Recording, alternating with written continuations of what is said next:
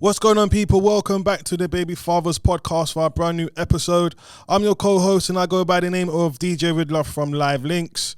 And I just want to say to everybody, before we even start, just like to just say, apologize that we haven't been around for a little while. That is just basically down to that. Obviously, I caught COVID. I was in a bad way and the recovery took a bit longer than I expected, all right? But look, we're back now. And so I have a special guest with me today. He goes by the name of Kaine. How you doing, Kaine? I'm good. Thank you for having me here. Thank you for bringing me on, bro. I just want to say thank you for even coming on because I know it was last minute. I literally, just before we even start, I got about 4 to 5 messages in my phone. So I said to myself, I've read what you said, obviously, in it. We're going to talk about it. Yeah. And obviously it touched, man.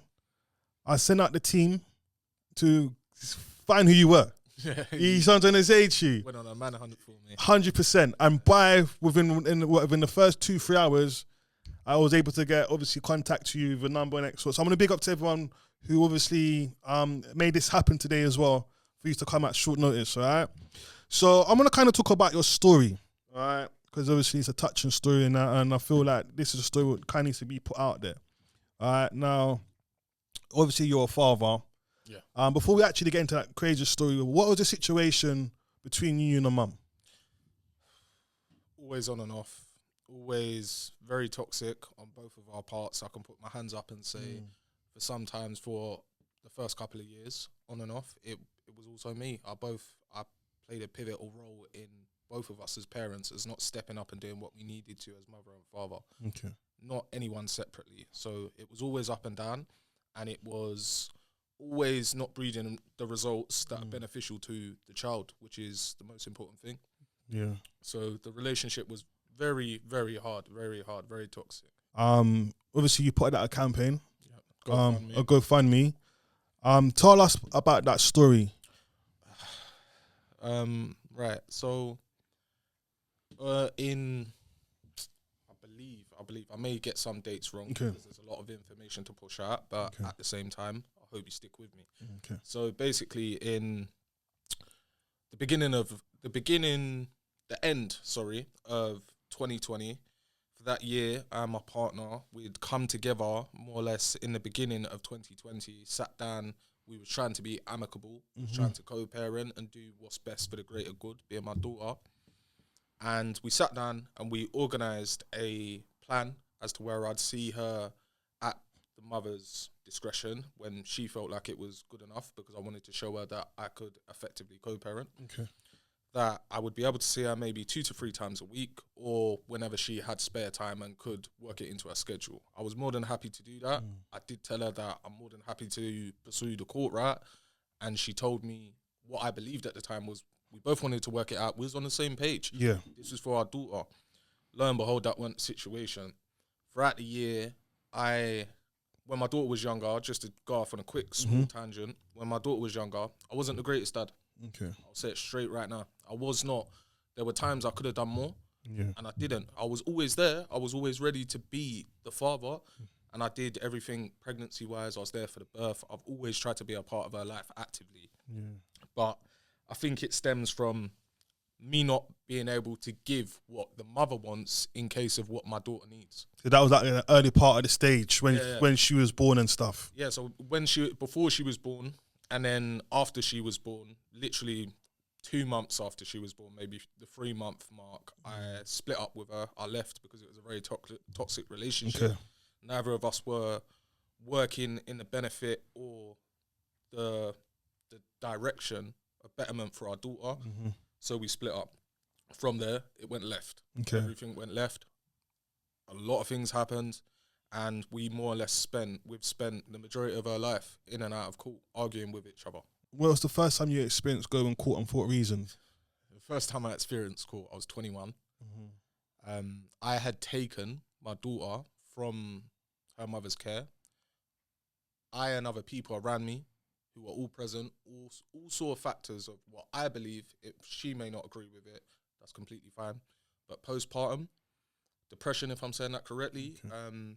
Obviously, I'm pretty sure she's got a mental. I'm factually sure that she's got a history of mental health. I have suffered with mental health myself, so I don't think that helped either. Yeah. In the long-term decision of having children together. But my daughter's here anyway, and I think everything that happened, it was just in the wrong way. Everything was done wrong. So what made you decided that you want to go for full custody for your daughter? So the first time I took her off of her, I wanted to go for full custody because I wholeheartedly didn't believe that she was looking after her, putting her first.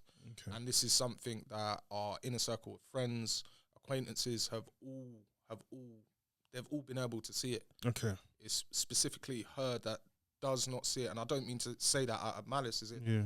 I'm Dan talking now. I mean everyone, her entire support network, her family, her friends, they have all abandoned her because of the behaviour that has led up to the disgusting situation, honestly, that my child is in right now. Did you get, so when you went court the first time, did you get custody of your daughter? So I didn't get sole custody. What happened was she dropped her off to me at my mother's in a poor state. She had no means to look after her, as by way of clothes, formula.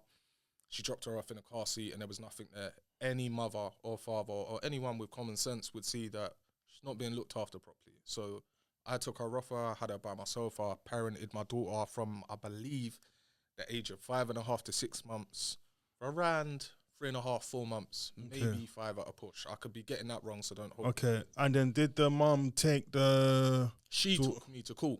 Okay, so she took you to court after. So that was my first experience. After I first took her, she applied for what is called a C100, which is a child application form. She put it into the court. She was the application maker. I was the respondent. Okay.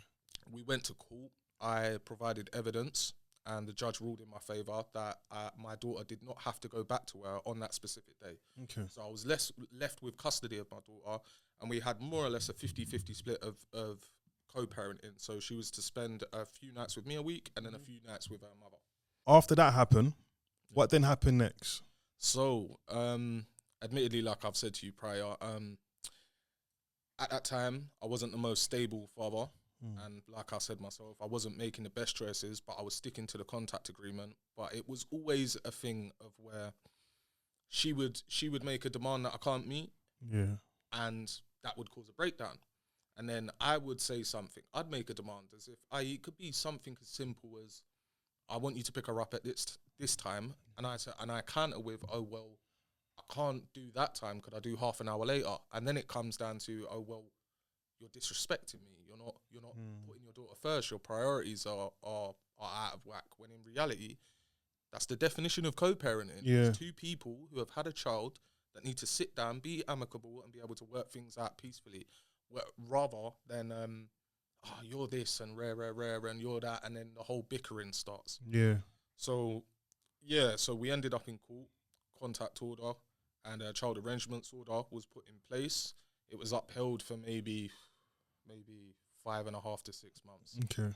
And then the last time I saw my daughter, I dropped her off to my ex-partner's father, and I knew then that because there had been consistent breakdowns within the contact order that was laid out, and we were just not seeing eye to eye at the time. Yeah. At the time, anyone with common sense could see down the road, long term, this is never going to be something that's going to be feasible.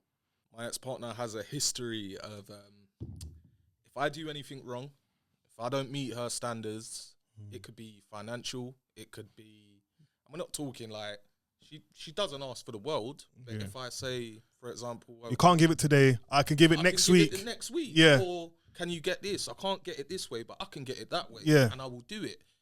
That is an automatic assumption of, oh, well, you're not willing to do what you need to do for your child. When in reality, I'm just trying to work with you. Yeah, yeah. So that was a prevalent problem. It always has been. I genuinely believe, and again, it's not out of malice, I'm not trying to shame her, I believe that it's not about the life of my daughter, it's about her life. It's about what she wants. And not all women are like that, because some fathers are arseholes. Of course. Let's keep it real. Let's keep it real. You got to keep it real. The world isn't black and white. It's grey and it's a mix of colours, man. Multitude of colours, yeah. I'm going to fast forward. So your daughter went to St. Lucia, Yeah. right? So from St. Lucia, what then happened over there? Right. So she was taken to St. Lucia on a holiday with, I believe, a partner, my ex-partner, her partner, and my ex-partner's friend. They all went on a holiday, and during the holiday, apparently something happened. The holiday was cut short. When the holiday was cut short, they came back. I was informed of what happened. It broke every bone in my body. Okay. Without going into in depth, can you give us shine some light exactly what happened out there? It's a situation that a child should never be put in. Okay. I'm not going to go into it further. Okay. But it's a situation a child should never be put in. It's a situation that a mother, especially, no, in fact, I'm not going to do that. It's a situation no parent, man or female, should ever put their child in or ever allow that to come forward. And I think that it speaks fathoms of the parental choices that someone makes. Because as much as the things she said about me, the things that I've done myself, I've never put my daughter in danger. I'm not that guy. I'm not that guy to do that. As much as the outer appearance may make you think, oh, maybe it's waffling, I can say from my heart, I'm not that type of guy. Your daughter went on holiday. Yeah. She obviously is still there. Yeah. So. Right. So she went on holiday. The situation happened. My ex-partner came back with my daughter. A lot of people had reported her behaviour to the police, to social services, to any relevant body that involves children, because even without the situation, people, i.e. her family, her own mother, her own siblings, all her friend, every social circle she runs in could clearly see that what I'd been saying for years is fact. And so basically, she was in St. Lucia. Whatever happened. She came back. It was reported. Everything was investigated. She then realised the severity of her actions, and she knew that there was a higher possibility of her losing my daughter within the UK, especially with the years of evidence and proof that I've garnered of dealing with the mental abuse, physical abuse, and emotional abuse on my part, but not even really me, because it's not about me right now, it's about my child. When she realised the situation was so severe, she fled. So she was probably here back a week, and then she was around her friends. Her friends noticed that she wasn't behaving as a mother should, especially given the circumstances. She fled back to St. Lucia because the social services were getting involved within the UK. When she fled back to St. Lucia, again, she disappeared. Did she take her daughter back to St. Lucia? Yeah, she took my daughter back to St. Lucia with her in fear that she would have lost her over here, which is the situation. So when she's fled back to St. Lucia, she's gone over there and she's more or less disappeared for a short period. And I'm talking, for me, just for me here at this point, I had her best friends who have never spoken to me, who have kept me out of the loop and have enabled her behaviour because of her lies. Yeah. So imagine my situation when social media is a buzz, people talk, and everyone's getting in contact with me as if I'm the one. So they're reaching out to you? Yeah, they're all reaching out to me. I'm having random females reach out to me over social media saying, do you know what's going on with your ex-partner? We're all really worried about her and your daughter, what we're seeing over social media, what we're seeing on Facebook and Snapchat. So what kind of behaviour was she displaying for people to be kind of worried? Without going so deep, but... Yeah. So the behaviour she was showing and exhibiting is just nonchalant, like worrying things like you don't do around children, i.e. walking around naked, around in the apartment complex she was staying at, threatening her friends and family over social media in the UK, threatening children. This is all facts. It's all over social media. So she's threatening children, her friends' children, people who have helped her in dark times. So this is clearly a cry for help. This is clearly a mental decline brought on by I can't say what. Of course. I don't know her everyday life, but clearly she's had a mental decline, and she hasn't known how to deal with it. and she has then allowed that behavior to spill out in front of my daughter. So there's a myriad of things. And it's one of the reasons why the social services was getting involved. This is why social services in the UK was getting involved, and this is why a lot of her own friends. So this before, obviously, she disappeared. Okay. So I wasn't even aware of the situation. I'm in the UK thinking, okay, she's disappeared again. This has been reported.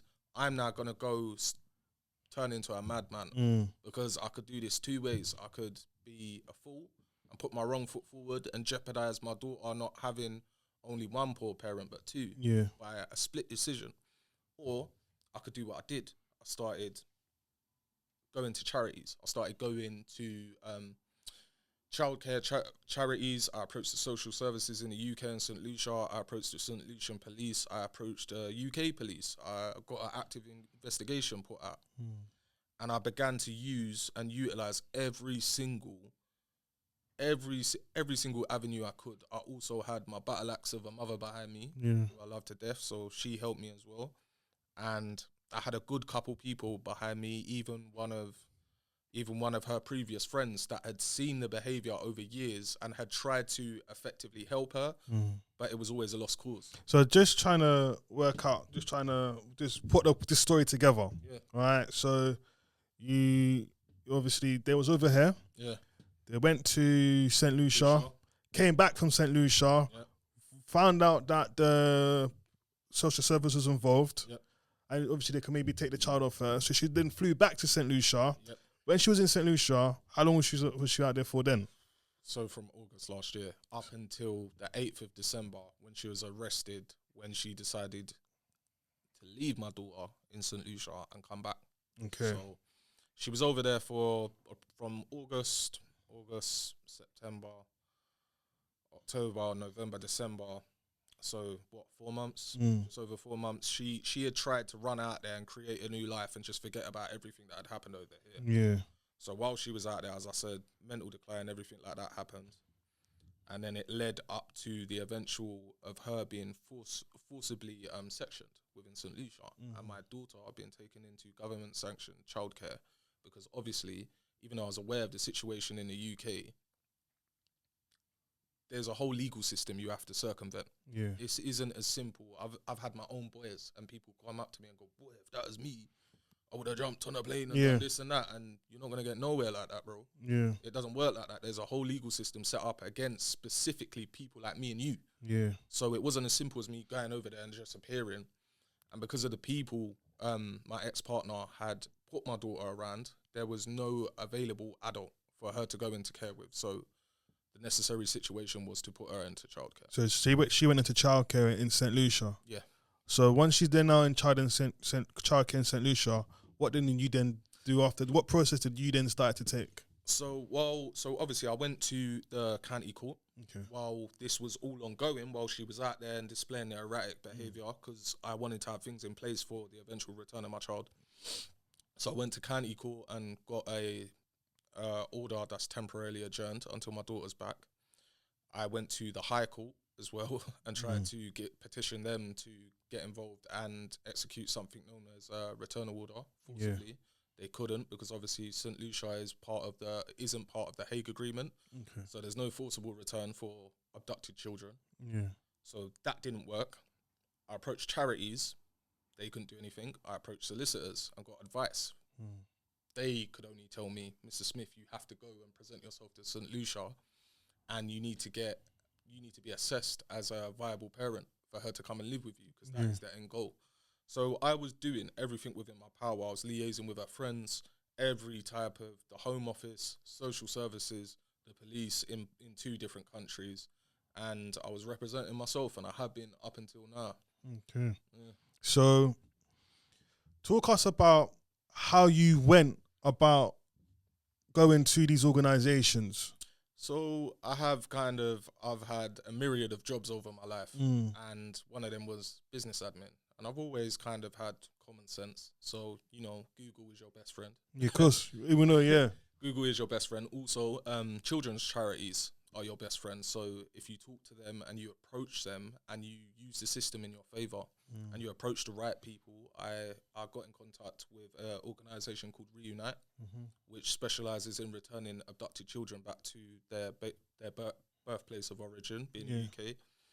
I contacted social services and more or less ran down every team member until I got senior members of staff, because you have to understand there's a lot of bureaucracy and a lot of people are just going to kick you back because, one, colour, two, it's a file number, and they've got 100 other adults on their table that they need to meet. Yeah. And as well as that, I got in contact with the police, the same police officer that was investigating the case. We're very close. We've been in constant contact trying to find all different types of ways to bring her home. And I had no shame when it comes to my child.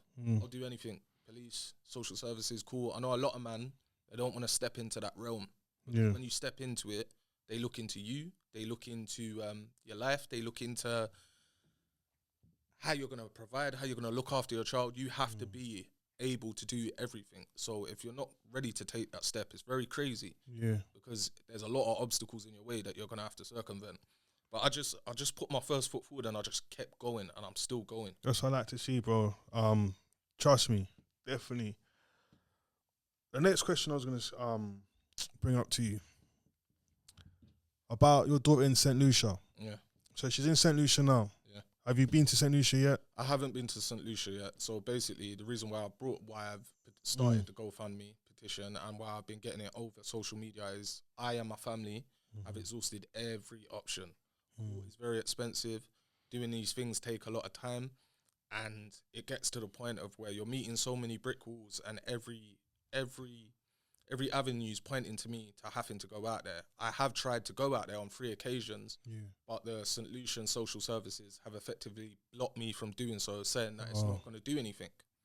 So let me. Do you know what? I want to kind of even get into the St. Lucia system at the moment. Yeah. So what is the St. Lucian system? Your daughter's over there. Yeah. Right. She says she's staying with a government sanctioned childcare.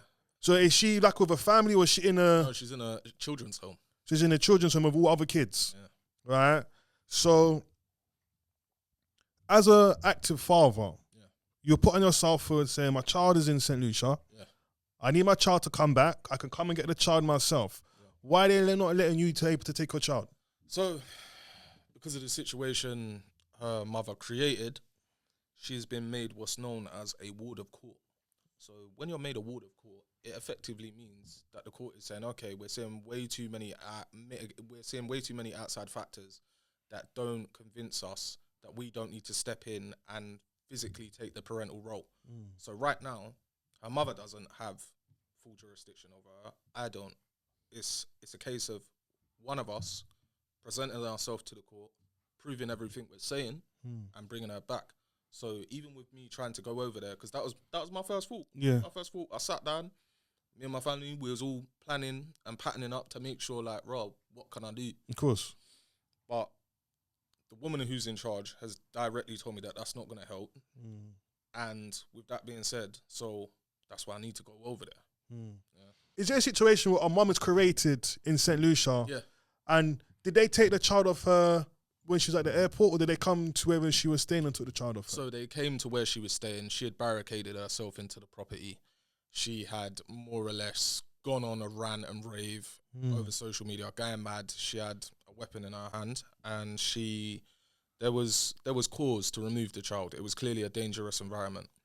So they removed my daughter, and then she was sectioned forcibly for 2 weeks. I don't know how she was discharged over the 2-week period, because clearly there needs to be some type of, if this was me in them boots, I wouldn't have been released. I wouldn't have been able to get discharged. So when she was in St. Lucia, was she planning to live out there, or she was still there again on holiday? No, her whole plan was to move out there and just disappear. Okay. It was just, she had broken so many, over the years, the myriad of lies and the situation she created, she had broken down all her personal networks. So her closest friends disowned her. Her family, more or less, I'm not sure about her grandfather or the grandmother, but everyone else, as far as I'm concerned and as I know, they have all washed their hands of her, because the things she's done and the behaviour she's shown is crazy. It's just crazy. No no one else would get away with it. Yeah. But where she's managed to keep people on the line, she's kept them in that web of lies, and now everything's crashing down. This is why it's been so severe, because everyone's like, Jesus Christ, how has this been going on for so long and we didn't actually know? Yeah. And it's all to the fact of, I quote the police officer, he said she's very economical with the truth. Yeah. Yeah, so she was held over there for 2 weeks. She was discharged. She then tried to go about getting my daughter back from the St. Lucian authorities.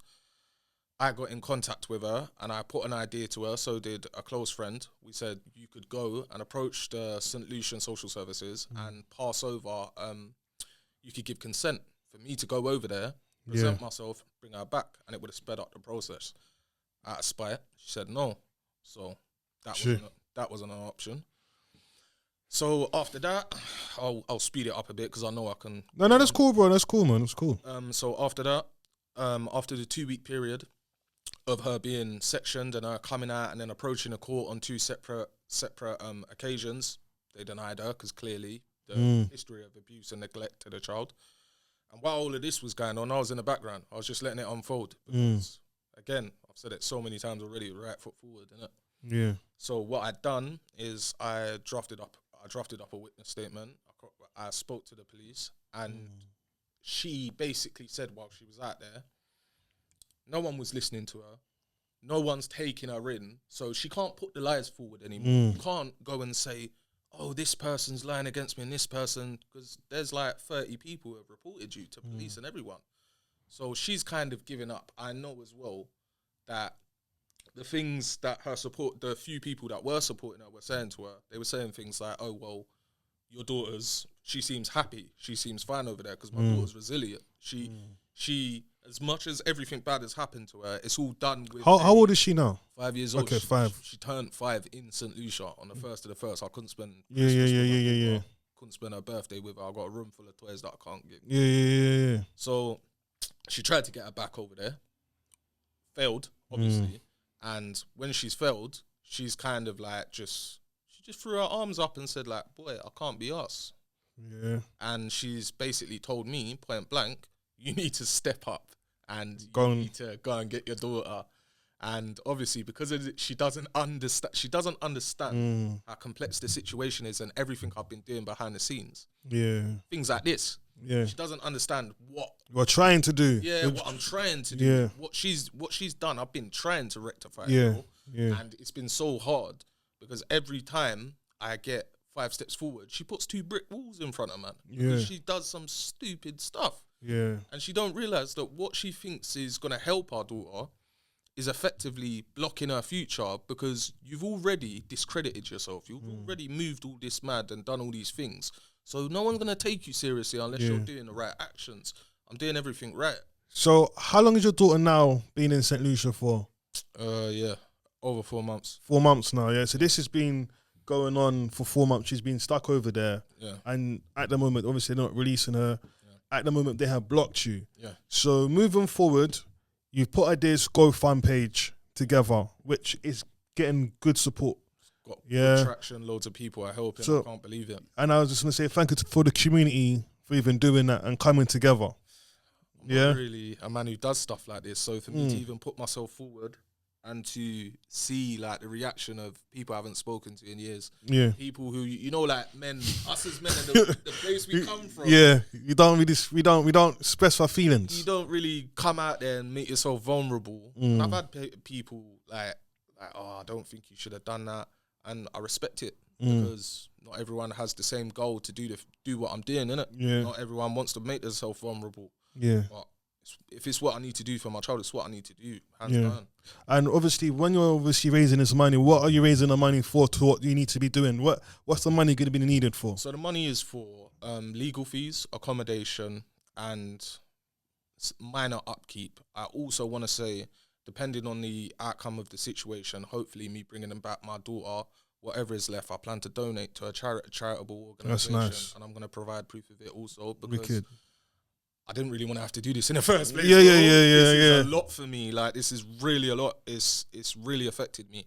And I want to do something once I get my child back for other people to get their children back. And I think in the future, this is gonna be something I'm gonna have to lean into and try be an advocate for other man that He's in going my through it. position Yeah. that don't know. A lot of men would just sit there and go, boy, this is. Because that's what I'm saying. Like, you obviously have to find this all yourself. What you're doing at the moment, you're basically just learning as you're going along. Yeah, of course. You haven't had no one to go to, so No, off my own back. exactly. So it would be good, and I would love to see that in action. Thank you, man. You get me? Like, you could set up something like that for other fathers, what they're going through. So I'm definitely going to big up for that.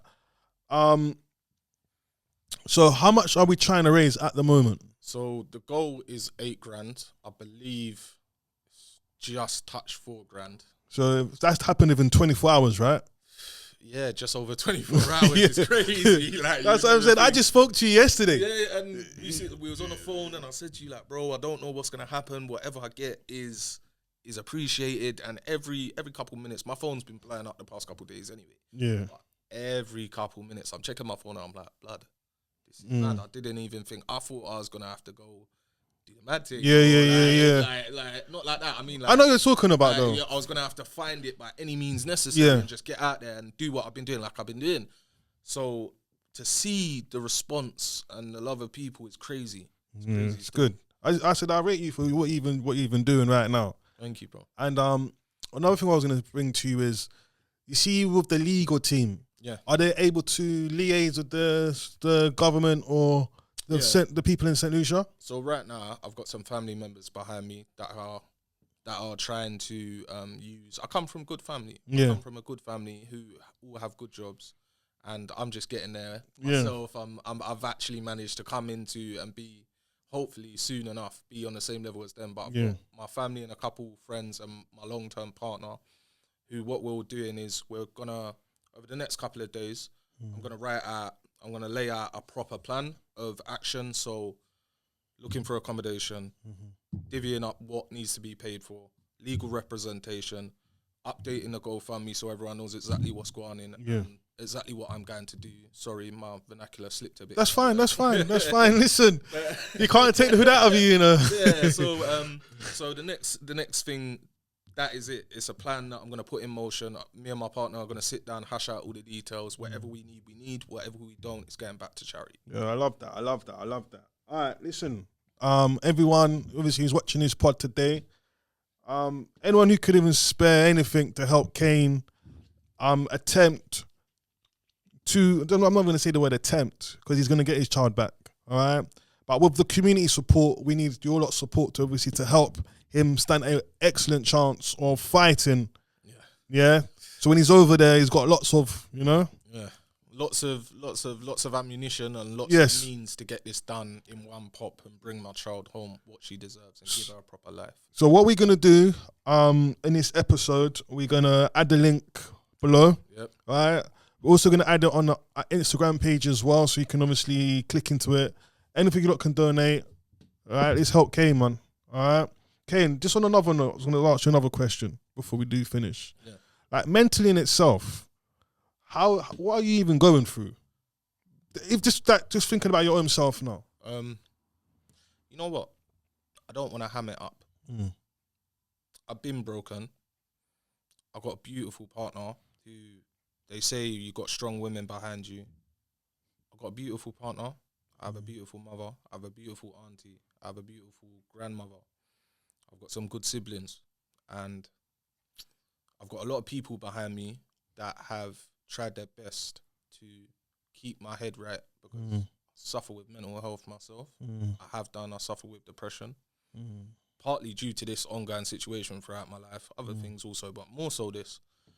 My mental isn't the best, but I'm going to keep it strong because I have to. So I'm not going to ham it up and do the cry me a river, because as much as men's mental health is very pivotal and very, very in the media right now, and I'm good. I'm good. I'm going to continue to be good because I have to be, but also because I want to be, and I've got good people around me. I like that, bro. I like that. And just to even echo on that, to even when I spoke to you on the phone yesterday, it was just straight. You get me? You were just so happy, like grateful, just to say, like, to come on the platform, just to come and speak a story for what you're going through to help other fathers just as well as with yourself and your daughter.